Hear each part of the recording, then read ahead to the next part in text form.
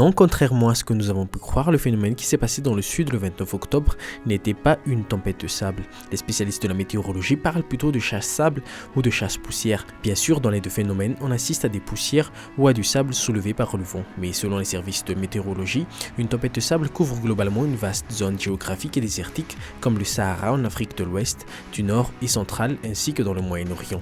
Ce qui n'est pas le cas dans le sud de Madagascar, même si Apandianoum reconnaît que le phénomène qui s'est produit dans l'Andjoui et dans la partie sud d'Assimouandjefan était impressionnant par sa taille.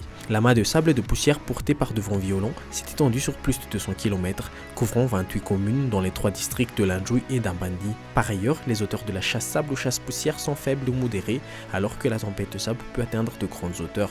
Dans les deux cas, la visibilité est souvent réduite, compte tenu de l'épaisseur des particules de sable et de poussière. Comme la tempête de sable, la chasse-sable se produit dans les zones où il y a beaucoup de sable et de poussière, même si la tempête de sable peut parfois frapper les zones dépourvues de sable.